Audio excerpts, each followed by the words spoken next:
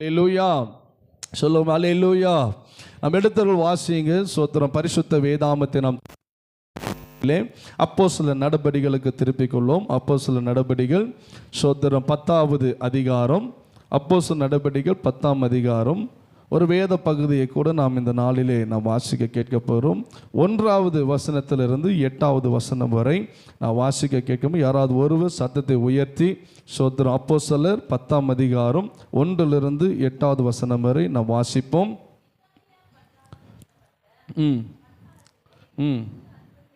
நூற்றுக்கு அதிபதியாகிய கொர்நேலியு என்னும் பேர் கொண்ட ஒரு மனுஷன் செசரியா பட்டணத்திலே இருந்தான். அவன் தேவ பக்தி உள்ளவனும் தன் வீட்டார் அனைவரோடும் தேவனுக்கு பயந்தவனுமாயிருந்து ஜனங்களுக்கு மிகுந்த தர்மங்களை செய்து எப்பொழுது தேவனை நோக்கி ஜெபம் பண்ணி கொண்டிருந்தான்.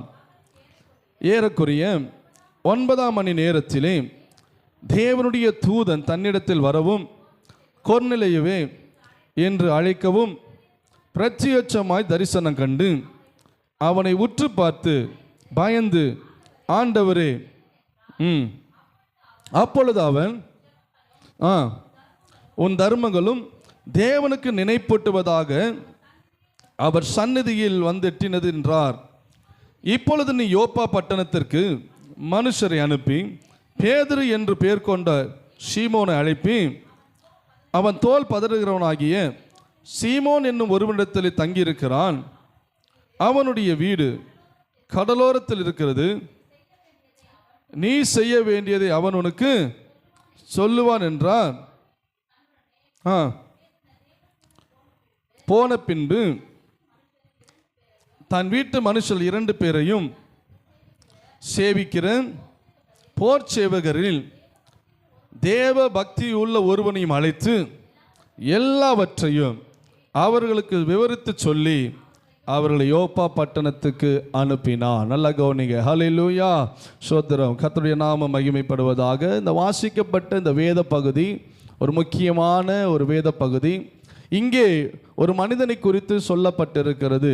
பாருங்கள், இன்றைக்கு நாம் பார்க்க செய்தியின் தலைப்பானது குறித்து கொள்ளுங்கள், கொர்நேலியுனுடைய ஜெபம். அதை பற்றி தான் இன்றைக்கு பார்க்க போகிறோம். கொர்நேலியுனுடைய ஜெபம், அந்த பிரேயரை குறித்து தான் இன்றைக்கு நாம் பார்க்க போகிறோம். அந்த ஜெபத்தின் மூலமாக அவனுடைய வாழ்க்கையிலே என்ன காரியங்களை பெற்றுக்கொண்டான், எப்படிப்பட்ட மனிதனாய் அவன் இருந்தான், அதை குறித்து தான் இன்றைக்கு நாம் சற்று தியானிக்க போகிறோம்.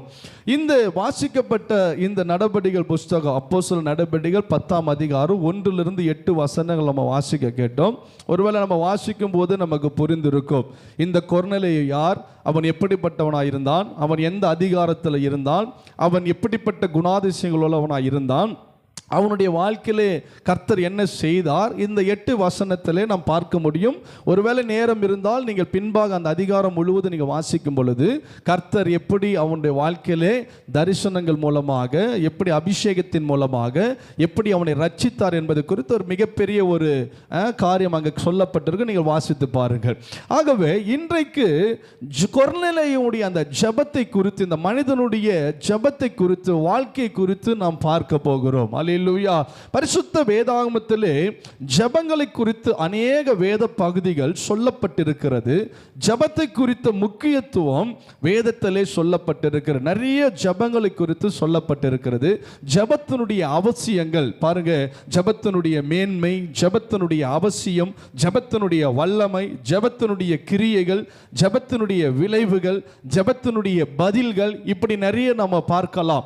ஜெபங்களை குறித்து அதிகமாய் பரிசுத்த வேதாகமத்திலே ஆண்டவர் ரெக்கார்ட் பண்ணி வைத்திருக்க, ஆண்டவர் எழுதி வைத்திருக்கிறார். அநேக பரிசுத்தவான்கள், அநேக தீர்க்கதரிசிகள், அநேக கர்த்தருடைய ஊழியக்காரர்கள், அநேக ராஜாக்கள், பழைய ஏற்பாட்டு காலங்கள், புதிய ஏற்பாட்டு ராஜாக்கள் அநேக ஜெபத்திற்கு முக்கியத்துவம் கொடுத்து ஜெபம் செய்து அநேக காரியங்களை தேசத்திலே அவர்கள் செய்திருக்கிறார்கள். ஆமென் சொல்லுங்க. அல்லேலூயா.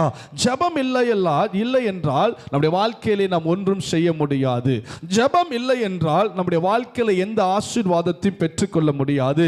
ஜெபம் இல்லாதவருடைய வாழ்க்கையில எந்த விதமான மாறுதலும் மாற்றங்களும் நன்மைகளும் கிடைக்க போவது கிடையாது. ஜெபித்தால் மாத்திரம்தான் அவருடைய வாழ்க்கையில விடுதலை, ஜெபித்தால் மாத்திரம்தான் அவருடைய வாழ்க்கையில சந்தோஷம், ஜெபித்தால் மாத்திரம்தான் அவருடைய வாழ்க்கையில இருக்கிற சூழ்நிலைகள் மாறும். ஜெபத்தினாலே மாத்திரம்தான் நிறைய விளைவுகள் நம்முடைய வாழ்க்கையில கர்த்தர் செய்து முடிப்பார். கைகளை உயர்த்தி ஆண்டவரை மகிமைப்படுத்தி கர்த்தரை சொல்லுவோமா? ஹல்லேலூயா. அப்ப இந்த ஜெபத்தை குறித்து அநேக வேத பகுதிகளும் வேதாகம வசனங்களும் பைபிளில் சொல்லப்பட்டிருக்கும். 2-3 வசனத்தை நான் வேகமாக சொல்றேன், வாசிங்க. சங்கீதம் 65 அதிகாரம், சங்கீதம் 65 2வது வசனத்தை சீக்கிரம் வாசிங்க. சங்கீதம் 65:2. ஜெபத்தை கேட்கிறவரே, மாம்சமான யாவரும் உம்மிடத்திலே வருவார்களாக. அதே சங்கீதம் 62 அதிகாரம் 5வது வசனத்தை வாசிங்க. சங்கீதம் 62:5 வசனம். என் ஆத்துமாவே தேவனையே நோக்கி அமர்ந்திரு, நான் நம்புகிறது அவராலே வரும். ஆமென் சொல்லு. அல்லேலூயா. சங்கீதம் 65:2 வாசித்தோ, ஜெபத்தை கேட்கிறவரே, மாம்சமான யாவரும் உம்மிடத்திலே வருவார்களாக. இங்கே சங்கீதம் 62:5 வாசிக்கிறோம், என் ஆத்துமாவே நீ தேவனையே நோக்கி அமர்ந்திரு, நான் நம்புகிறது அவராலே வரும். எல்லாம் சொல்லுங்க, நான் நம்புகிறது கர்த்தராலே வரும். எத்தனை பேர் விசுவாசத்தோடு சொல்றீங்க? இந்த ஆண்டினுடைய துவக்கத்தில் சொல்லுங்களேன், இந்த ஆண்டினுடைய முதல் வாரத்தில் அறிக்கை பண்ணி சொல்லுங்க, நான் நம்புகிற காரியம் என் தேவனாலே வரப்போகிறது. ஹல்லேலூயா. நான் நம்புகிறது என் கர்த்தராலே வரும். இங்கே வார்த்தை சொல்லுங்க, ஜெபம். ஜெபத்திலே நீ உட்கார்ந்து கேட்கிற காரியங்களை கர்த்தர் நிறைவேற்றி முடிக்க வல்லவராய் இருக்கிறார். யாக்கோபு நிருபம் 5ஆம் அதிகாரம் 16வது வசனத்தை வாசிங்க. யாக்கோபு நிருபம் 5வது அதிகாரம் 16வது வசனத்தை வாசிப்போம். நீங்கள் சொஸ்தம் அடையும்படிக்கு உங்கள் குற்றங்களை ஒருவருக்கு ஒருவர் அறிக்கையிட்டு ஒருவருக்காக ஒருவர் ஜெபம் பண்ணுங்கள். நீதிமான் செய்யும் ஊக்கமான வேண்டுதல் மிகவும் பலனுள்ளதா இருக்கிறது. ஹல்லேலூயா. ஒருவருக்காக ஒருவர் சோத்திரம், நீங்கள் ஜெபம் பண்ணுங்கள். நீதிமான், கர்த்தருடைய பிள்ளைகள் செய்கிற ஊக்கமான ஜெபங்கள், ஊக்கமான வேண்டுதல், ஊக்கமான பெட்டிஷன், விண்ணப்பங்களுக்கு மிகுந்த பலன் உள்ளதா இருக்கிறது. எல்லா கைகளை உயர்த்தி சொல்லுங்க, நான் செய்கிற ஜெபம். சொல்லுங்க, நாம தான் நீதிமான். ஹல்லேலூயா. வேற யாரோ சொல்றேன் இல்ல, கர்த்தருடைய பிள்ளைகள், ஆண்டவருடைய இரத்தத்தாலே கழுவப்பட்டவர்கள், ரட்சிக்கப்பட்ட தேவ ஜனம், நாம் நீதிமான்களாய் கர்த்தர் வைத்தார். சொல்லுங்க, நான் ஜெபிக்கிற ஜெபம், சொல்லுங்க, நான் ஜெபிக்கிற ஜெபம் மிகவும் பலனுள்ளதா இருக்கும். நான் ஜெபிக்கும் பொழுது கர்த்தர் என் ஜெபத்துக்கு பதில் கொடுப்பார். ஹல்லேலூயா. சத்தமா சொல்லுங்க, ஹல்லேலூயா. பாருங்க, இங்கே நீதிமான் செய்யும் ஊக்கமான வேண்டுதலுக்கு மிகுந்த பலன் உண்டு என்று சொல்லப்பட்டிருக்கிறது. அதே அதிகாரத்தில் அடுத்த 2 வசனங்களை நீங்கள் வாசித்தீங்கன்னா 17-18 வசனத்தில், எலியா என்பவன் நம்மை போல பாடுள்ள பாடுள்ள இருந்தும் மழை பெய்யாதபடிக்கு கருத்தாய் ஜெபம் பண்ணினான். அப்பொழுது 3 வருஷமும் 6 மாதமும் பூமியின் மேல் மழை பெய்யவில்லை. மறுபடியும் அவன் ஜெபம் பண்ணினான். அப்பொழுது வானம் மழையை பொழிந்தது, பூமி தன் பலனை தந்தது. ஆமென் சொல்லுங்க. அல்லேலூயா. எலியா என்கிற தேவ மனுஷன், அவர் ஒரு தீர்க்கதரிசி. ராஜாக்கள் புஸ்தகத்தில் நீங்க பார்த்தீங்கன்னா எலியாவை குறித்து சொல்லப்பட்டிருக்கும். வானத்திலிருந்து அக்கினியை இறக்கின தேவ மனுஷன். ஆமென் சொல்லுங்க. அல்லேலூயா. சாரிபாத் விதவையின் வீட்டிற்கு போய் எண்ணெயும் மாவும், பாருங்க, அந்த மாவு குறைந்திருந்த நேரத்திலே அந்த தீர்க்கதரிசியின் மூலமாய் கர்த்தர் அந்த விதவையை பஞ்ச காலம் முழுவதுமாக போஷித்தார் என்று பார்க்கிறோம். எலியா சாதாரணமானவர் கிடையாது. எலியா பயங்கரமான ஒரு தேவ மனுஷன், பயங்கரமான ஒரு தீர்க்கதரிசி, ஒரு ஊழியக்காரர், கர்த்தருக்காக வல்லமையாக ஊழியம் செய்த அப்படிப்பட்ட ஒரு தீர்க்கதரிசி.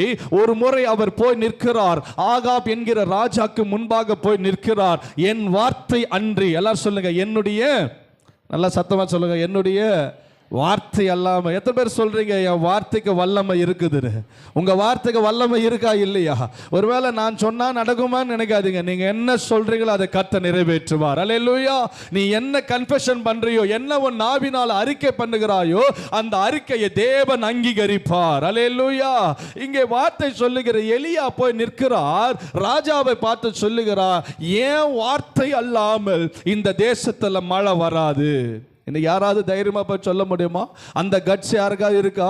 ஒருவேளை அந்த தைரியம், ராஜாக்கு முன்னாடி போய் நான் சொல்ற வரைக்கும் இந்த தேசத்துல மழை வராது, ஸ்டாப் பண்ணிட்டாங்க மழையை. ஆமென் சொல்லுங்க. ஹல்லேலூயா. ஏறக்குறைய 3 வருஷம் 6 மாசம் 3.5 வருஷம் தேசத்துல மழை இல்லை. ஒரு வருஷம் மழை வரலனாலும் எப்படி இருக்கும்? ஒரு வருஷம் மழை, பருவமழையோ கோடமழையோ ஏதோ மழை அந்தந்த நேர சீசன்ல வரலன்னா தேசத்துல எப்படிப்பட்ட மாற்றங்கள் நடக்கும்? எல்லாம் காய்ந்து போய்விடும், கருகி போய்விடும், வறட்சி வந்துவிடும், எல்லா விதமான பற்றாக்குறை வந்துவிடும், எல்லா விதமான நெருக்கடி வந்துவிடும், விலைவாசிகள்லாம் உயர்ந்து விடும், பஞ்சங்கள் வந்துவிடும், பல பிரச்சனைகள், போராட்டங்கள் வெடிக்க ஆரம்பிக்கும். ஒரு வருஷம் இல்லை என்று சொன்னாலே எல்லா நீர்நிலைகளும் எல்லாம் வறண்டு போய்விடும். ஆனால் 3.5 ஆண்டு கர்த்தருடைய ஊழியக்காரன் சொல்றான், என் வார்த்தை எல்லாம் இந்த தேசத்துல மழை வரவே வராது. 3.5 வருஷம் வரலங்க, போயிட்டார் சொல்லிட்டு. ஆமீன் சொல்லுங்க. திரும்பவும் பாருங்க, அதே எலியா மீண்டும் கருத்தாய் ஜெபம் பண்ணுகிறார். வானம் திறக்கப்பட்டது. கைகளை தட்டி ஆண்டவரை மகிமைப்படுத்த. ஜெபத்திற்கு வல்லமை உண்டு. ஹல்லேலூயா. நான் இந்த ஜெபத்தை குறித்து தான் நான் சொல்லிக் கொண்டே வருகிறேன். அப்ப பாருங்க, ஜெபங்கள் பாருங்க, கொர்நேலியுடைய ஜெபம் அப்படிப்பட்ட ஜெபமாய் இருந்தது, பதில் கொடுத்தது. அவனுடைய வாழ்க்கையிலே தரிசனத்தை அவன் பெற்றுக்கொள்ளுகிறான். சொந்தரோ நிறைய ஜெபங்கள் வேத புஸ்தகத்தில் சொல்லப்பட்டிருக்கிறது. நிறைய ஜெபங்களை நம்ம பார்க்கிறோம். உபவாச ஜெபங்களை பார்க்கிறோம், பரிந்து பேசுகிற ஜெபங்களை பார்க்கிறோம், அக்கினி ஜெபங்கள், மன்றாட்டு ஜெபங்கள், காத்திருப்பு ஜெபங்கள், இரவு ஜெபங்கள், வேண்டுதல் ஜெபங்கள், ஜாமக்கார ஜெபங்கள், ஒருவருக்காக ஒருவர் ஜெபம், இப்படி பல ஜெபங்கள் தேசத்தில் நடந்து கொண்டிருக்கிறது. எப்படியோ ஒரு விதத்தில் ஜெபிக்கிறவர்களுக்கு கர்த்தர் பெரிய காரியங்களை தேவன் செய்வார். எத்தனை பேர் நம்புறீங்க? ஹல்லேலூயா. கைகளை உயர்த்தி ஆண்டவரே எங்களையும் ஜெப வீரர்களாய் மாற்றுங்க ஆண்டவர். ஆமென் சொல்லுங்க. ஹல்லேலூயா. நாங்களும் திறப்பில் நின்று ஜெபிக்கிறவர்களாய் எங்களை மாற்றுங்க. பிரியமானவர்களே, ஸ்தோத்திரம். ஆண்டவருடைய வார்த்தை சொல்லுகிறது, ஜெபம் நம்முடைய காரியங்களை வாய்க்க செய்கிறதா இருக்கிறது. இங்கே கொர்நேலியை குறித்து நாங்கள் பார்க்கும் பொழுது அதற்கு முன்பாக இந்த கொர்நேலியை வாசிங்க. அந்த அப்போஸ்தலர் நடபடிகளுக்கு நாம் திருப்பிக் கொள்வோம். 10ஆம் அதிகாரத்துக்கு நம்ம அந்த வேத பகுதிக்கு வந்துருங்க. ஸ்தோத்திரம். 10ஆம் அதிகாரம் அந்த 1ஆம் வசனத்தை வாசிங்க. இத்தாலியா பட்டாளத்திலே எண்ணப்பட்ட பட்டாளத்திலே 100க்கு அதிபதி ஆகிய கொர்நேலியு என்னும் பேர் கொண்ட ஒரு மனுஷன் செசரியா பட்டணத்தில் இருந்தான். நல்லா கவனிங்க. இத்தாலியா பட்டாளம் என்கிற பட்டாளத்திலே, ஒரு மிலிட்ரியிலே, இத்தாலியன் மிலிட்ரி பாருங்க, அந்த பட்டாளத்திலே ஒரு வேலை செய்யக்கூடிய, ஒரு அதிகாரத்தில் இருக்கக்கூடிய, ஒரு 100 பேருக்கு தலைவனாக இருக்கக்கூடிய ஒரு அதிபதி தான் இந்த கொர்நேலியு. நல்லா கவனிங்க. ஹல்லேலூயா. 100க்கு அதிபதி. ஸ்தோத்திரம். வேத புஸ்தகத்தில் நீங்க பார்த்தீங்கன்னா 4 100க்கு அதிபதிகள் சொல்லப்பட்டிருக்கிறது. ஸ்தோத்திரம். புதிய ஏற்பாட்டிலே பார்த்தீங்கன்னா 4 100க்கு அதிபதிகள் சொல்லப்பட்டிருக்கிறது. லூக்கா சுவிசேஷ புஸ்தகம் 7ஆம் அதிகாரம் 1வது வசனம் 2ஆம் வசனம் குறியுங்கள். லூக்கா 7ஆம் அதிகாரம் 1வது வசனம் 2ஆம் வசனம் சீக்கிரம் வாசிங்க. அவர் தம்முடைய வார்த்தைகள் எல்லாம்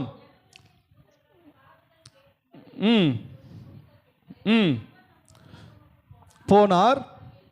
அங்கே 100க்கு அதிபதியான பிரியமான ஒருவனுக்கு வேலைக்காரன் வியாதிப்பட்டு இருந்தான். அவன் இயேசுவை பார்த்து என்ன சொன்னார்? என்னுடைய வேலைக்காரன் சுகமாக வேண்டும் என்று வேண்டிக் கொண்டான். நல்லா கவனிங்க. இந்த சம்பவம் நமக்கு தெரியும். ஒரு வேலைக்காரனுக்காக, சுகத்துக்காக ஒரு 100க்கு அதிபதி வரான். அவன் பேர் என்ன தெரியுமா? விசுவாச வீரனான 100க்கு அதிபதி. அவன் பேர் என்னன்னு சொல்லல, ஆனா அவன் விசுவாச வீரன். ஆமென் சொல்லுங்க. ஹல்லேலூயா. ஃபெய்த் உள்ள மனிதன், விசுவாச வீரன் என்று சொல்லப்பட்டிருக்கிறது. அந்த 100க்கு அதிபதி வந்து இயேசுவிடத்தில் வந்து என் வேலைக்காரன் சுகமாக்க வேண்டும் என்று அவன் வேண்டிக் கொள்ளுகிறான். 2வது 100க்கு அதிபதி எங்க சொல்லப்பட்டிருந்தால் மார்க்கு சுவிசேஷ புஸ்தகம் வாசிங்க. மார்க்கு சுவிசேஷ புஸ்தகம் 15ஆம் அதிகாரம் 37வது வசனத்தை வாசிங்க. மார்க்கு 15:37. மார்க்கு 15:37 சீக்கிரமா. இயேசு மகா சத்தமாக கூப்பிட்டு ஜீவனை விட்டார். அப்பொழுது தேவாலயத்தின் திரைச்சீலை மேல் தொடங்கி கீழ் வரைக்கும் 2ஆக கிழிந்தது. அவருக்கு எதிரே நின்ற 100க்கு அதிபதி அவர் இப்படி கண்டபோது மெய்யாகவே இந்த மனுஷன் தேவனுடைய குமாரன் என்றார். ஆமென் சொல்லுங்க. அல்லேலூயா. பாருங்க, 2வது 100க்கு அதிபதி சோதரோ இந்த மனிதன் தேவனை மகிமைப்படுத்தின 100க்கு அதிபதி. இவனுடைய பேர் என்ன? அவன் பேர் வேற, அந்த பேர் அங்கே கொடுக்கப்படலை. ஆனால் கர்த்தரை மகிமைப்படுத்தின 100க்கு அதிபதி. 100க்கு அதிபதினா செஞ்சுரியன் என்று சொல்வார்கள். 100 பேருக்கு தலைவர், 100 பேருக்கு அதிபதி, அதுதான் 100க்கு அதிபதி. பாருங்க, இவன் தேவனை மகிமைப்படுத்தின 100க்கு அதிபதி. சிலுவை அருகே 100க்கு அதிபதி இருந்தால் இவன் தான் இயேசுவை சிலுவையிலே கொலை செய்யும் பொழுது, சிலுவையிலே அடிக்கும் பொழுது இந்த 100க்கு அதிபதி தான் கீழே இருந்து பார்த்து கொண்டிருக்கிறான். அல்லேலூயா. அவன் சொல்லுகிறான், மெய்யாகவே இவர் தேவனுடைய குமாரன் என்று சாட்சி சொன்ன 100க்கு அதிபதி. இயேசு கிறிஸ்து ஜீவனை விடும் பொழுது உற்று பார்த்து கொண்டிருந்தவன் தான் இந்த 100க்கு அதிபதி. அது மாத்திரமல்ல, சிலுவையிலே இயேசு கிறிஸ்துவை முழுமையாக கண்காணித்தவனும் இந்த 100க்கு அதிபதி தான். அது மாத்திரமல்ல, இயேசு கிறிஸ்து 100% மரித்து விட்டார் என்கிற அந்த டெத் கன்ஃபர்மேஷன் பண்ணதும் இந்த 100க்கு அதிபதி தான். ஆமென் சொல்லுங்க. அல்லேலூயா. அப்ப 2 100க்கு அதிபதி. ஒன்று விசுவாச வீரனான 100க்கு அதிபதி, இரண்டாவது தேவனை மகிமைப்படுத்தின 100க்கு அதிபதி, மூன்றாவதாக சோதர வாசிங்க அப்போஸ்தலர் நடபடிகள் 27ஆம் அதிகாரம் 1வது வசனத்தை வாசிங்க. 27 1வது வசனத்தை வாசிப்போம். 27ஆம் அதிகாரம் 1ஆம் வசனம். நாங்கள் தப்பி கரை 27 1 வாசிங்க. இத்தாலியா தேசத்திற்கு கப்பல் ஏறி போகும்படி தீர்மானிக்கப்பட்ட போது பவுலையும் காவலில் வைக்கப்பட்டிருந்த வேறு சிலரையும் அகுஸ்து பட்டாளத்தை சேர்ந்த யூலிபு என்னும் பேர் கொண்ட 100க்கு அதிபதியில் ஒப்புவித்தார்கள். வாசிங்க, இவருடைய பேர் என்ன பேரு? யூலிபு என்கிற 100க்கு அதிபதி. நல்லா கவனிங்க. பவுலையும் வேறு சில கைதிகளையும் என்ன பண்ணார்கள்? இவன் கையிலே ஒப்புவித்தார்கள். நீங்க கீழே வாசித்தீங்கன்னா பாருங்க, இவன் என்ன பண்றான்னா, பவுலுக்கும் வேறு சில மனிதர்களுக்கும் அவன் உதவி செய்தவனாய் காணப்பட்டான். அவர்களை உயிரோட காப்பாற்றின ஒரு நல்ல 100க்கு அதிபதியா இருந்தான். கரங்களை தட்டி ஆண்டவரை மகிமைப்படுத்துங்க. ஹல்லேலூயா. பாருங்க, அடுத்ததாக தான் நம்ம வாசித்தோம். அப்போஸ்தலர் 10ஆம் அதிகாரம் 1ஆம் வசனத்தில் இத்தாலியா பட்டாளம் என்கிற பட்டாளத்திலே கொர்நேலியு என்கிற ஒரு 100க்கு அதிபதி இருந்தான். நல்ல கவனிங்க. ஹல்லேலூயா. திருப்பிக் கொள்வோம். 10ஆம் அதிகாரம், அப்போஸ்தலர் 10ஆம் அதிகாரம். இந்த கொர்நேலியுடைய ஜெபம் கேட்கப்படுவதற்கு, விசேஷித்த தரிசனம் காணப்படுவதற்கு அவனிடத்தில் இருந்த குணாதிசயங்கள் என்ன, அவனிடத்தில் இருந்த காரணங்கள் என்ன? நல்ல கவனிங்க. சோதரோ, இந்த கொர்நேலியு ஒரு 100க்கு அதிபதி தான். இந்த மனிதனுடைய ஜெபம் கேட்கப்படுவதற்கு அவனிடத்தில் என்ன குணாதிசயங்கள் இருந்தது, அப்படி என்ன நன்மைக்கான காரியங்கள் இருந்தது, அப்படி என்ன அவன் செய்தான் என்பதுதான் ஒரு 5 குறிப்புகளை அந்த வேத பகுதியிலிருந்து நாம் தியானிக்க போகிறோம். அந்த 8ஆம் வசனத்துக்குள்ளாக இருக்கிற 5 காரியங்கள், அதை குறித்து நாம் தியானிக்க போகிறோம். நல்லா கவனிங்க. முதலாவது வாசிங்க. முதலாவது அந்த வசனம் 2ஆம் வசனம் வாசிங்க. அவன் தேவ பக்தி உள்ளவனாய் இருந்தான். ஆமென் சொல்லுங்க. ஹல்லேலூயா. ஃபர்ஸ்ட் காரியம் என்ன தெரியுமா? கொர்நேலியுடைய ஜெபம் கேட்கப்படுவதற்கு காரணம், ரீசன், கொர்நேலியுடைய விண்ணப்பம் கேட்கப்படுவதற்கு காரணம், முதல் காரியம் என்ன தெரியுமா? அவன் தேவ பக்தி உள்ளவனாய் காணப்பட்டான். கைகளை தட்டி ஆண்டவரை மகிமைப்படுத்தி ஆண்டவரை சொல்லுங்க, ஆண்டவரே, எங்கள் வாழ்க்கையில் நாங்கள் தேவ பக்தி உள்ளவர்களாய் நாங்கள் இருக்க வேண்டும். ஆமென் சொல்லுங்க. ஹல்லேலூயா. இரண்டாவதாக வாசிங்க. அவன் தேவனுக்கு எப்படிப்பட்டவனா இருந்தானா? பயந்தவனாய், காட் ஃபியரிங் மேன், பயந்த ஒரு மனிதன், தேவனுக்கு பயந்தவனாய் காணப்பட்டான். மூணாவது, தான தர்மங்களை அநேகருக்கு செய்தவனாய் காணப்பட்டான். நான்காவது, எப்போதும் ஜெபம் பண்ணுகிறவனாய் காணப்பட்டான். ஐந்தாவது, நீங்க 8ஆம் வசனத்தில் வாசிக்கும் போது சோத்திரம், உடனடியாக கர்த்தருடைய வார்த்தைக்கு அவன் கீழ்ப்படுகிறான். ஆமென் சொல்லுங்க. அல்லேலூயா. 5 காரியம். ஒன்று, தேவ பக்தியுள்ளவன், குறித்துக் கொள்ளுங்கள். இரண்டாவது, தேவன் பயந்தவன். மூன்றாவது, தான தர்மங்களை செய்தவன். நான்காவது, எப்போதும் ஜெபம் பண்ணுகிறவன். ஐந்தாவது, உடனடியாக கர்த்தருடைய வார்த்தைக்கு கீழ்ப்படிந்தவன். ஹல்லேலூயா. இந்த 5 காரியங்கள் தான் ஜெபம் கேட்கப்பட்டது. இந்த 5 காரியங்கள் தான் கர்த்தர் அவனுக்கு தரிசனம் கொடுத்தார். இந்த 5 குணாதிசயங்கள் தான் அவன் வாழ்க்கையிலே ஒரு அபிஷேகத்தை கொடுத்தது. இந்த 5 விதமான காரியங்கள் தான் அவன் வாழ்க்கையிலே புறஜாதி, அவன் புறஜாதி, அவன் யூதர் கிடையாது, புறஜாதியான ஒரு மனிதன் ரட்சிக்கப்பட்டது இவன் தான். ஆமென் சொல்லுங்க. முதலாவது, புறஜாதிக்கும் சுவிசேஷம் கடந்து போனது, அபிஷேகம் கடந்து போனது, ரட்சிப்பும் இவர்களுக்கு உண்டானது. அப்பேற்பட்ட ஒரு பாக்கியத்தை, கிருபையை பெற்றவன் தான் இந்த கொர்நேலியு. ஆனால் 5 விதமான குணாதிசயங்கள், 5 விதமான காரியங்கள் அவன் வாழ்க்கையிலே நாம் படிக்க போகிறோம். ஆமென் சொல்லுங்க. அல்லேலூயா. முதலாவது காரியம் சோத்திரம், முதலாவது காரியம் சோத்திரம் வாசிக்கும் பொழுது அவன் தேவ பக்தி உள்ளவனாய் இருக்கிறான். டிவோட்டிஸ் என்று சொல்லுவார்கள், பக்திமான்கள். சோத்திரம், பக்தர்கள். நம்ம சொல்றோம்ல இன்னைக்கு அநேக பக்தர்கள். சோத்திரம், ஆண்டவர் அப்படியே சோத்திரம் பக்தி பரவசமாய் பக்தர்கள், டிவோட்டிஸ் என்று சொல்லுவார்கள். அப்போ தேவ பக்தி உள்ள ஒரு மனிதனாக முதலாவது இவன் காணப்பட்டான். அது மாத்திரமல்ல, உண்மையான மத நம்பிக்கை உள்ளவனாய் இருந்தான். டிவோட்டி, தேவ பக்தி என்று சொல்லும் பொழுது உண்மையான மத நம்பிக்கை உள்ளவனாய் இருந்தான். அது மாத்திரமல்ல, ரோம பேரரசர், அந்த நாட்கள் ரோமர் அரசாட்சி பாருங்க, அந்த ரோம பேரரசருடைய விக்கிரகங்களை வணங்காதவர்களாய் காணப்பட்டார். ஆமீன் சொல்லுங்க. அல்லேலூயா. விக்கிரக ஆராதனை செய்த 100க்கு அதிபதி அல்ல. அந்த அதிகாரம் இருந்தாலும், அந்த ஆளுகை இருந்தாலும், விக்கிரக ஆராதனைக்கு அவன் துணை போகவில்லை, அதை செய்யவில்லை. தேவனை மகிமைப்படுத்தினவனாய் இருந்தார். கரங்களை தட்டி ஆண்டவரை மகிமைப்படுத்துக. ஹல்லேலூயா. இன்றும் அநேக பக்திமான்களை நாம் பார்க்க முடியும். ஆமென் சொல்லுங்க. ஹல்லேலூயா. வேதம் சொல்லுகிறது, சங்கீதம் 4ஆம் சங்கீதம் 3ஆம் வசனத்தை எடுத்து வாசிங்க. சங்கீதங்களின் புஸ்தகம் 4வது சங்கீதம் 3வது வசனத்தை சீக்கிரம் வாசிங்க. பக்தியுள்ளவனை கர்த்தர் தமக்காக தெரிந்து கொள்ளுகிறார். ஆமென் சொல்லுங்க. அல்லேலூயா. பக்தி உள்ளவர்களை தேவன் யாருக்காக தெரிந்து கொள்றாரா? தமக்காக, அவருக்காக, அவருடைய நாம மகிமைக்காக, அவருடைய ஊழியங்களுக்காக, அவருடைய காரியங்களுக்காக தெரிந்து கொள்ளுகிறார். கைகளை உயர்த்தி சொல்லுங்க, ஆண்டவரே, பக்தி உள்ளவர்களை கர்த்தர் தமக்காக தெரிந்து கொள்ளுகிறார். அல்லேலூயா. இன்றைக்கு எவ்வளவு பக்தி உள்ளவர்களை நாம் பார்க்கிறோம், அநேக இடங்களிலே பார்க்கிறோம். அவர்கள் எல்லாரும் கர்த்தர் நேசிக்கிறார். ஆமென் சொல்லுங்க. அல்லேலூயா. அவர்களைப் போல யாரும் விரதம் இருக்க முடியாது, அவர்களைப் போல யாரும் என்ன பண்ண முடியாது, நடக்க முடியாது. அவர்களைப் போல சோத்திரம் பக்தி உள்ளவர்களை பார்க்க முடியாது. ஆனால் அப்படிப்பட்ட ஜனங்களை தான் கர்த்தர் தேடிக்கொண்டிருக்கிறார். ஏன்னா பக்தி உள்ளவர்களை கர்த்தர் தமக்காக தெரிந்து கொள்ளுகிறார். அப்ப இந்த மனிதன் முதலாவது பக்தி உள்ளவனாய் காணப்படுகிறான். ஆபிரகாமை குறித்து நீங்க வாசித்தீங்கன்னா சோத்திரம், ஆபிரகாம் ஊர் என்கிற கல்தேயர் பட்டணத்திலே அவன் வாழ்கிறான், அவன் பிறக்கிறான். மெசொப்பொத்தாமியாவில் இருக்கிற அந்த இடம் பாருங்க, அப்படிப்பட்ட ஒரு இடத்துல பிறந்தவன் ஆபிரகாம். அவனுடைய குடும்பம் பேக்ரவுண்ட் எல்லாமே விக்கிரகத்தை செய்து, விக்கிரக தொழில் செய்து, அதை போய் அவர்கள் விற்று கொண்டு வருகிற அந்த தொழிலை செய்தவர்கள் தான். அவனுடைய பின்னணி அப்படிப்பட்ட பின்னணியில் இருந்து வந்தவர்கள் தான் பக்திமான்கள், பக்தி உள்ளவர்கள். ஆனால் கர்த்தர் தமக்காக ஆபிரகாமை தெரிந்து கொண்டார். ஆமென் சொல்லுங்க. ஹல்லேலூயா.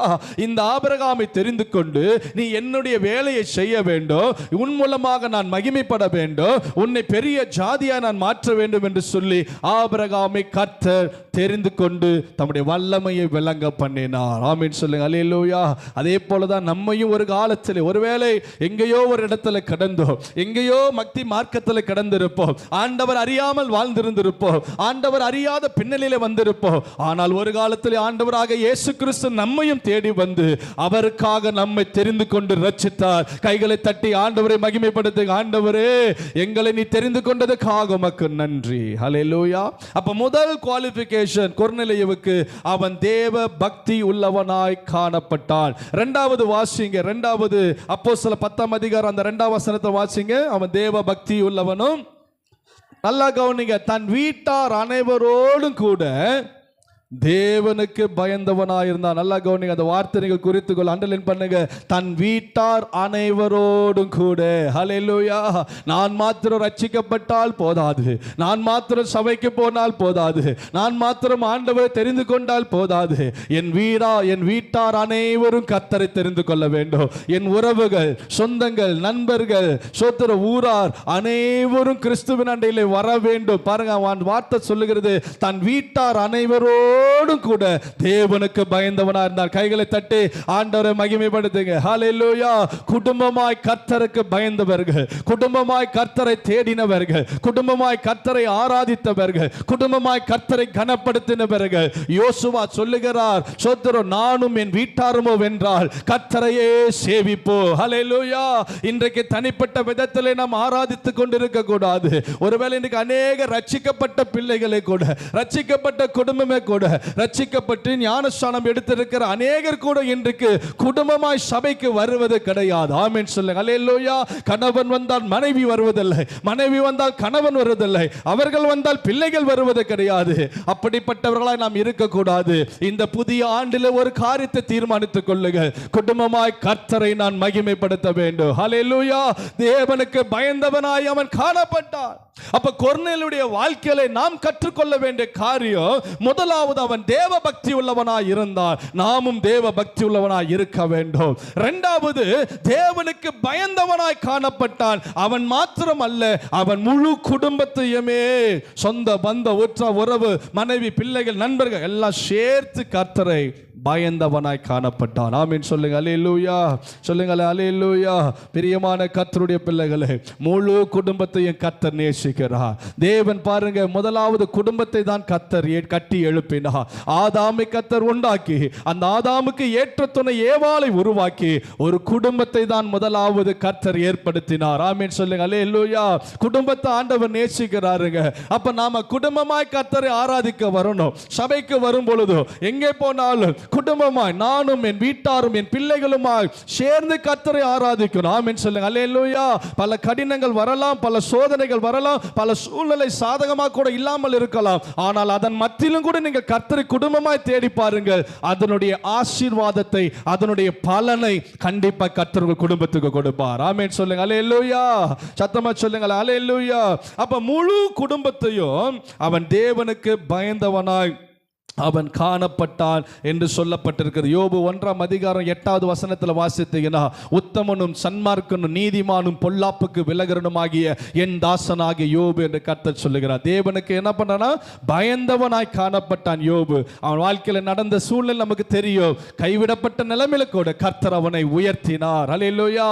யோசேப்புடைய வாலிப நாட்கள் நீங்க பார்க்க முடியும். வாலிப நாட்களிலே ஒரு பிரச்சனை வந்தபோது அவன் சொல்லுகிறார், இத்தனை பெரிய பொல்லாங்கு தேவனுக்கு முன்பாக நான் எப்படி செய்வது? நான் கர்த்தருக்கு பயந்து நடக்கிறவன், ஆண்டவர் என்னை பார்த்து கொண்டிருக்கிறார், இந்த பாவத்தை நான் செய்யவே மாட்டேன் என்று சொல்லி தன் வஸ்திரத்தை விட்டு அவன் அப்படியே ஓடினான் என்று பார்க்கிறோம். வாலிப பிரியமான வாலிப சகோதரனை, சகோதரியே, இந்த வார்த்தை கேட்டுக்கொண்டிருக்கிற உங்களுக்கு ஆண்டவர் சொல்லுகிறார், யோசேப்பை போல தேவனுக்கு பயந்தவர்களாக பாவ சூழ்நிலைகள் வரும் பொழுது, பிரச்சனைகள் வரும் பொழுது, போராட்டங்கள் வரும் பொழுது, துணிகரமான காரியத்தை நாம் செய்யாதபடி கர்த்தர் என்னை பார்த்து கொண்டிருக்கிறார், பரலோகம் என்னை பார்த்து கொண்டிருக்கிறது, அவருக்கு முன்பாக நான் இந்த பாவத்தை என்ன பண்ண மாட்டேன், செய்ய மாட்டேன் என்று நீங்க முடிவெடுத்தீங்கன்னா கர்த்தர் உங்கள் ஜெபத்தை கேட்பார். ஆமென் சொல்லுங்க. அல்லேலூயா. கொர்நேலியு அதுதாங்க செய்தா. தன் குடும்பம் அனைவரோடு கூட கர்த்தரை மகிமைப்படுத்தினவனாய் பயந்தவனாய் காணப்பட்டான். 2 பேதுரு 2:7 சோத்திர லோத்துவை குறித்து அங்கு சொல்லப்பட்டுகிறது.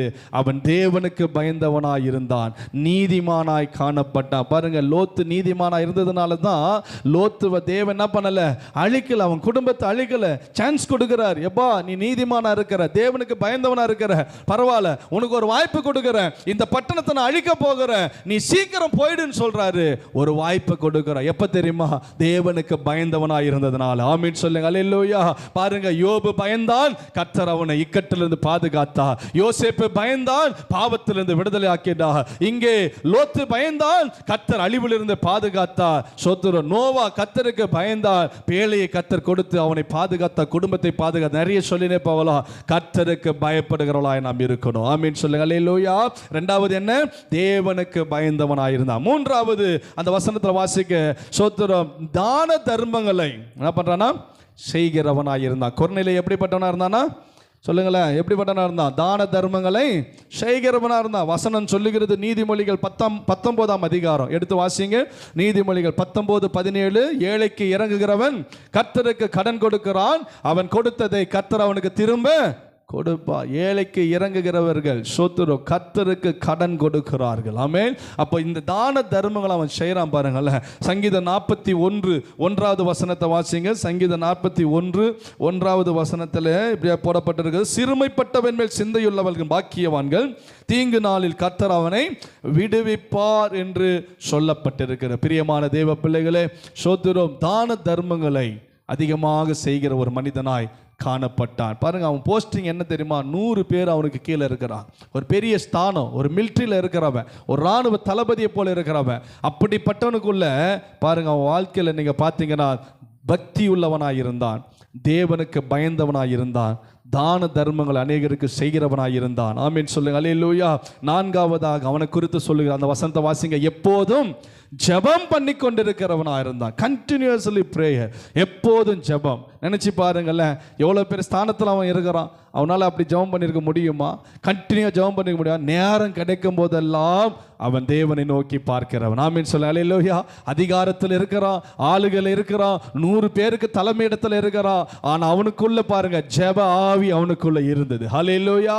நேரம் கிடைக்கும் போதெல்லாம் கர்த்தரை நோக்கி பார்த்தான். நேரம் கிடைக்கும் போதெல்லாம் ஆண்டவருடைய முகத்தை தேடினான். ஒருவேளை எனக்கு நேரமே இல்லை, சபைக்கு வர்றதுக்கு நேரம் இல்லை, இங்க வர்றதுக்கு நேரம் இல்லை, எனக்கு இதுக்கு தான் நேரம் இருக்குது, அதுக்கு தான் நேரம் இருக்குது நம்ம சொல்லி ஓடுறோம். ஆனா இவனுக்கு இருந்த நேரம் பாருங்க, எவ்வளவு பேர் ஒரு உயர்ந்த ஸ்தானத்தில் இருந்தாலும் கர்த்தரை ஆராதிக்கிற ஜெபிக்கிற ஒரு மனிதனாய் காணப்பட்டான். ஆமீன் சொல்லுங்க, அல்லேலூயா. சொல்லுங்க, அல்லேலூயா. ஜெபம் ஜெயத்தை கொண்டு வருகிறதா இருக்கிறது. ஆமீன் சொல்லுங்க, அல்லேலூயா. அன்னாள் ஜெபித்தாள், குழந்தைக்காக கர்த்தர் ஜெபத்திற்கு பதில் கொடுத்தார். நெகேமியா ஜெபித்தார், எருசலேமின் அலங்கம் கட்டப்படுவதற்காக ஜெபித்தார். 52 வாரங்களிலே 52 நாளிலே அந்த அலங்கம் கட்டி முடிக்கப்பட்டது. எஸ்தர் ராஜாத்தி ஜெபிக்கிறார். யூத ஜனங்கள் 127 நாடுகளிலே இருந்த யூத ஜனங்கள், அடிமையாக இருந்த ஜனங்கள் ஒரே சட்டத்திலே ஒரே கையெழுத்திலே அந்த இடத்திலே கர்த்தர் என்ன பண்ணாராம்? ஒரு விடுதலை கொடுத்தார். மொர்தெகாய் ஜெபிக்கிறார். சோத்ரோ எஸ்தரோடு கூட சேர்ந்து மொர்தெகாய் ஜெபிக்கிறார்கள். அந்த மொர்தெகாய் வாசல் வெளியிலே உட்கார்ந்து கொண்டிருந்தவன் தான் மொர்தெகாய். ஆனால் ஜெபம் என்ன செய்ததுனா அந்த மொர்தெகாய் கர்த்தர் உயர்ந்த ஸ்தானத்திலே கொண்டு வந்து வைத்தது. ஆமென் சொல்லு, ஹல்லேலூயா. ஆமான் இந்த மொர்தெகாயை எப்படியாவது சாகடிக்கணும்னு நினைச்சான். யாரு? ஆமான். உயர்ந்த பதவியில் இருந்தவன், தீங்கு நினைத்தவன். அவன் பாருங்க, தூக்கு மரத்தை செஞ்சு வச்சானா. எத்தனையோ அடிக்கு தூக்கு மரத்தை செஞ்சு வச்சான். யாருக்கு? இந்த மொர்தெகாயை தூக்கி போடணும் என்பதற்காக. ஆனால் ஜெபம் என்னத்தம்மா செய்தது? எவன் தூக்கு மரத்தை செய்தானோ அந்த ஆமானே தூக்கில் போடும்படியாக கர்த்தர் மாற்றினார். ஆமென் சொல்லுங்க, அல்லேலூயா. மொர்தெகாய் ஜெபம் அவனை உயர்த்தினது.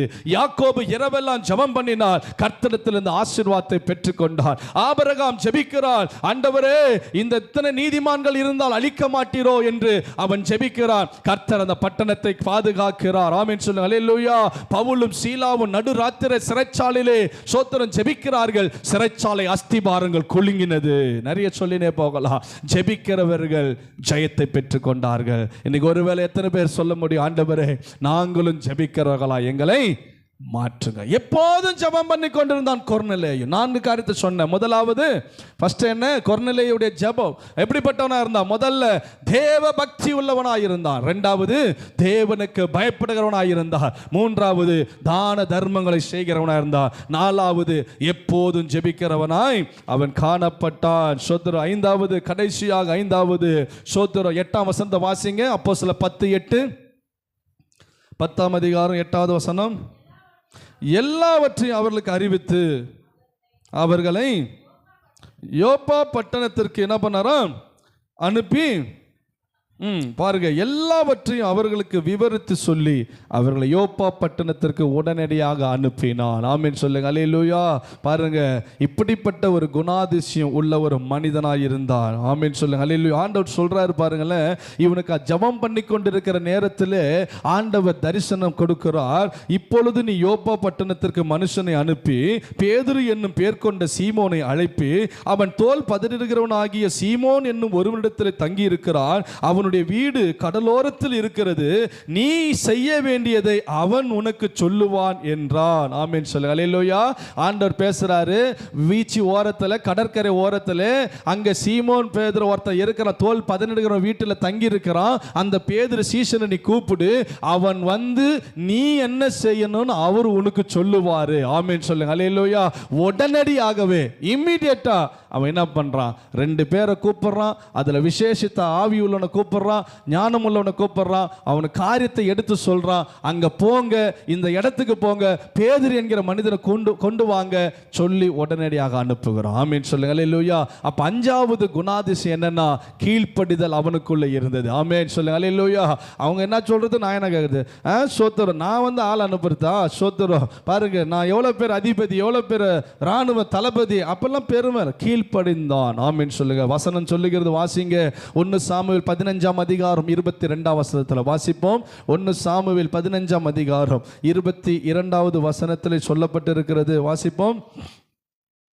1 சாமுவேல் 15:22. அதற்கு சாமுவேல், கர்த்தருடைய சத்தத்துக்கு கீழ்ப்படியதை பார்க்கிலும் சர்வாங்க தகன பலிகளும் கர்த்தருக்கு பிரியமா இருக்குமோ, பலியை பார்க்கிலும் கீழ்ப்படிதலும் ஆட்டுக்கடாக்களின் இனத்தை பார்க்கலும் செவி கொடுத்தலும் உத்தமம். ஆமேன் சொல்லுங்க. சாமுவேல் தீர்க்கதரிசி சொல்றாரு, சவுலை பார்த்து, முதல் ராஜா, இஸ்ரவேல் தேசத்துக்கு முதல் ராஜா அவர்தான், சொல்றாரு, சோத்திரம், பலியை பார்க்கிலும் என்ன சொல்றாரு, கீழ்ப்படுகிறதே உத்தமோ, சர்வாக தகனங்களும் பலிகளும் கர்த்தருக்கு பிரியமா இருக்குமோ, பலியை பார்க்கிலும் கீழ்ப்படுதலும் ஆட்டுக்கடக்காலின் இனத்தை பார்க்கிலும் செவி கொடுப்பதும் தான் உத்தமம். ஆமேன் சொல்ல. நீ எத்தனை ஆயிரம் பலி கொடுத்தாலும் சரி, எவ்வளோ ஆடு, எவ்வளோ மாடு, எவ்வளோ புறா, எவ்வளோ ரத்தம் சிந்தினாலும் அதனால என்னையா பிரயோஜனம்? உன் பலியை பார்க்கலாம், உன் காணிக்கை பார்க்கலாம், தசமபாகங்களை பார்க்கலாம், சோத்திரம், வேதம் சொல்லுகிறது, கர்த்தர் சொல்லுகிறார், சோத்திரம், அதை பார்க்கலாம் கீழ்ப்படிதலோ, கர்த்தருடைய வார்த்தைக்கு செவி கொடுக்கிறது தான் உத்தமமே தவிர, நான் கீழ்ப்படிய மாட்டேன், செவி கொடுக்கவும் மாட்டேன், ஆனா என் காணிக்கை நான் இவ்வளவு கொடுக்கிறேன், அவ்வளவு கொடுக்கிறேன், பெருமையா பேசுறதுனால ஒரு பிரயோஜனம் கிடையாது. நீ கொடுக்கிறதை பார்க்கலாம், கர்த்தருடைய வார்த்தைக்கு கீழ்ப்படுகிறது தான் உத்தமம் என்று ஊழியக்காரன் சாமுவேல் சொல்லுகிறார். ஆமென் சொல்ல. அல்லேலூயா. பாருங்க, இவன் என்ன பண்றான், ஊழியக்காரனுக்கு விரோதமா, அவனுக்கு எதுவுமே தெரியாதுன்னு நினைச்சுன்னு இருக்கிறான் இவன். சோத்திரம், அவனுக்கு தெரியாது, ஜனங்க தான் இதை செஞ்சாங்க, இவங்க தான் அதை செஞ்சாங்க, முதல் தரத்தெல்லாம் பிரித்து வச்சான், பலியெல்லாம் எல்லாத்தையும் திருட்டுத்தனம் பண்ண அந்த சவுல். அப்ப பாருங்க, கரெக்டா சொல்றாரு, தேவனுக்கு முன்பாக நீ இப்படி செய்திருக்கனால உன் ராஜ்யத்தை கர்த்தர் என்ன பண்றாரு, கவிழ்த்து போடுவா.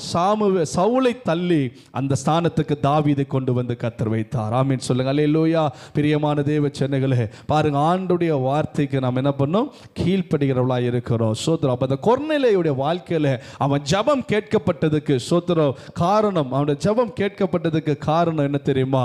அவன் தேவ பக்தி உள்ளவனாக இருந்தான், தேவனுக்கு பயப்படுகிறவனாக இருந்தான், தான தர்மங்களை செய்கிறவனாக இருந்தான், ஜெபிக்கிறவனாக இருந்தான், கீழ்ப்படுகிறவனாக இருந்தான். அதே அதிகாரம் அப்போஸ்தலர் நடபடிகள் 10ஆம் அதிகாரத்தில் 44ஆவது வசனத்தை வாசிங்க சீக்கிரம். அப்போஸ்தலர் 10:44.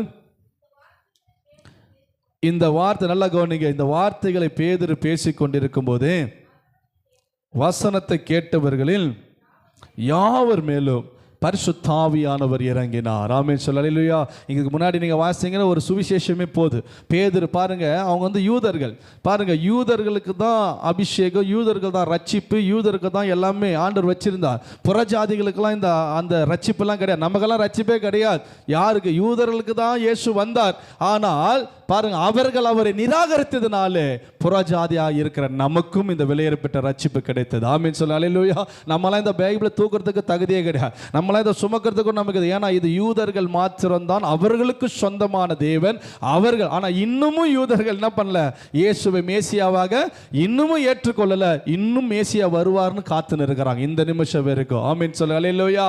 அப்ப புறஜாதியா இருந்த கொர்நேலியு பாருங்க, இவங்க வீட்டில் உட்கார்ந்துகின்னு இப்போ ஆண்டவர் ஆராதனை பண்ணி இருக்கிறாங்க. பேதுருக்கே ஒரு இது, என்னடா இது, சோத்திரம், இவனுக்கே டவுட், இவன் புறஜாதி ஆச்சு, இவன் மத்தியில் ஆண்டவர் வந்து இவங்க பேசிக்கொண்டிருக்கும் போது பரிசுத்த ஆவியானவர் அவர்கள் மேல் இறங்கினா. பேதுரு பார்க்கிறா, என்ன இது, சோத்திரம், இவங்களுக்கெல்லாம் ஆவியானவர் அபிஷேகம் வருமா? இவங்களுக்கு நமக்கு தானே வரும், நமக்கு தானே இதெல்லாம் சொந்தம் நினைத்து கொண்டிருக்கிறான். ஆனா கர்த்தர் அந்த இடத்துல அவர்கள் எல்லாரும் மேலும் பரிசுத்த ஆவியின் அபிஷேகத்தை ஊற்றினார். கரங்களை தட்டி ஆண்டவரை மகிமைப்படுத்துங்க. அடுத்த வசனத்தை வாசிங்க. அவர்கள் பல பாஷைகளை பேசுகிறதையும் தேவனை புகழ்கிறதையும் பேதுருவோடு கூட வந்திருந்த விருத்த சேதனம் உள்ள விசுவாசிகள் கேட்கும்போது பரிசுத்தாவின் வரம் புறஜாதிகள் மேலும் பொழிந்தருளப்பட்டதை குறித்து பிரமித்தார்கள். அப்பொழுது பேதுரு, நம்மை போல பரிசுத்த ஆவியை பெற்ற இவர்களும் ஞானஸ்நானம் பெறாதபடிக்கு எவனாகிலும் தண்ணீரை விலக்கலாமா என்று சொல்லி கர்த்தருடைய நாமத்தினாலே அவர்களுக்கு ஞானஸ்தானம் கொடுக்கும்படி கட்டளையிட்டான். அப்பொழுது சில நாள் அங்கே தங்கும்படி அவனை வேண்டிக் கொண்டாள். பாருங்க என்னடா இது, இவங்களுக்கு ரட்சிப்பா, இவங்களுக்கு அபிஷேகமா, இவங்களுக்கு ஞானஸ்தானமா அப்படின்னு யூதர்கள், பேதுருவோடு கூட வந்த யூதர்கள் எல்லாம் ஆச்சரியமாய் பார்த்தார்கள். நான் சொல்லுகிறேன், கர்த்தர் எல்லாரையும் நேசிக்கிறவராக இருக்கிறார். ஆமீன் சொல்ல அல்லேலூயா. அவர் எல்லாரையும் நிரப்புகிறவராய் இருக்கிறார். மாம்சமான யாவர் மேலும் என் தண்ணீரை ஊற்றுவேன் என்று சொல்லுகிறார். அல்லேலூயா. தாகம் உள்ளவன் மேல் என் தண்ணீரை ஊற்றுகிற தேவனாய் இருக்கிறார். யாரெல்லாம் தாகத்தோடு இன்றைக்கு இருக்கிறீர்களோ உங்களையும் கர்த்தர் நிரப்ப வல்லவராய் இருக்கிறார். ஆமீன் சொல்லுங்க அல்லேலூயா. அவிடத்தில் மேன்மையானவன் கிடையாது, கீழானவன் கிடையாது. நீ உயர்ந்த ஜாதியானவன், நீ தாழ்ந்த ஜாதியான வித்தியாசம் அல்ல. தேவன் பட்சபாதம் பார்க்கிற தேவன் அல்ல. அவர் யாரையும் வித்தியாசமாய் பார்க்கிற தேவன் அல்ல. அவர் யாரையும் வெறுக்கிற தேவன் அல்ல. ஏற்ற தாழ்வு ஆண்டவரிடத்தில் கிடையாது. ஆமென் சொல்லுங்க அல்லேலூயா. அவர் எல்லாரையும் நேசிக்கிறவர். இந்த கொர்நேலியு புறஜாதியான ஒரு மனிதன். அந்த புறஜாதியான் பெற்றுக்கொண்ட முதல் ரட்சிக்கப்பட்டவனே இந்த கொர்நேலியு தான். ஆமென் சொல்லுங்க அல்லேலூயா. 5 விதமான காரியம். தேவ பக்தி உள்ளவன், தேவனுக்கு பயந்தவன், ஜெபிக்கிறவன், தான தர்மங்கள் செய்கிறவன், உடனடியாக கர்த்தருடைய வசனத்துக்கு கீழ்ப்படிந்து நடந்தவன். ஆமென் சொல்லுங்க அல்லேலூயா. ஒருவேளை இந்த 5 காரியங்கள் நம்முடைய வாழ்க்கையில கொர்நேலியு போல நாமும் நம்முடைய ஜெபத்தில், நம்முடைய வாழ்க்கையில் இப்படிப்பட்ட காரியங்கள் நாமும் செய்வோம். இந்த ஆண்டின் தொடக்கத்தில் கர்த்தர் நம்மோடு கூட பேசுவாராக. ஹல்லேலூயா. சோத்திரம். தேவ பக்தி உள்ளவர்களாய் நாம் இருப்போம், தேவனுக்கு பயந்தவர்களாய் நாம் இருப்போம், தான தர்மங்களை செய்கிறவர்களாய் நாம் இருப்போம், எப்போது நேரம் கிடைக்கும் போதெல்லாம் ஜெபிக்கிறவர்களாய் நாம் இருப்போம். ஆண்டவருடைய சமூகத்தையும் நேரத்தையும் ஒருவேளை அசட்டை பண்ண வேண்டாம். குடும்பமாய் எப்படி அந்த கொர்நேலியு வீட்டில் ஆராதனை பண்றா பாருங்க. வீட்டார் அனைவரும் கூட்டிட்டு வந்து உட்கார வச்சிட்டான். பேதுரு வர போறார், பாஸ்டர் வர போறாரு, வந்து உட்கார வச்சிட்டான். அதே போல நாமும் நம்முடைய குடும்பமாய் ஜெபங்களிலே, ஊழியங்களிலே, சபையில வரணும். ஆமென் சொல்லுங்க அல்லேலூயா. அவங்க வரல, இவங்க வரல விட்டுறாதீங்க. குடும்பமாய் கர்த்தரை தேட வைக்கும் போது அவருடைய சந்ததி ஆசீர்வதிக்கப்படும், அவங்க வாழ்க்கை ஆசீர்வதிக்கப்படும். ஆமென் சொல்லுங்க அல்லேலூயா. கீழ்ப்படுகிறவனாய் காணப்பட்டதுனால தான் உன் ஜெபம் கேட்கப்பட்டது என்று தேவதூதன் சொல்லுகிறான். என்ன சொன்னா, கொர்நேலியுவே உன் ஜெபம் என்ன பண்ணது, கேட்கப்பட்டது அப்படின்னு சொல்றார். ஆகவே பிரியமான கர்த்தருடைய ஜனமே, இந்த கொர்நேலியு போல நாமும் நம்முடைய வாழ்க்கையிலே இந்த 5 குணாதிசயங்கள், 5 காரணங்களோடு கூட நாம் இருப்போமானால் கர்த்தர் நம் ஜெபத்தையும் கேட்பார், நம் ஜெபத்தை அங்கீகரிப்பார், நம்மையும் அபிஷேகிப்பார், நம்மையும் விடுவிப்பார், ரட்சிப்பார். நமக்கும் பதில் சீக்கிரத்திலே கிடைக்கும். கர்த்தர் தாமே இந்த வார்த்தைகளை தேவன் தாமே ஆசீர்வதிப்பாராக. ஆமென், ஆமென். அல்லேலூயா. சொல்லுமா அல்லேலூயா.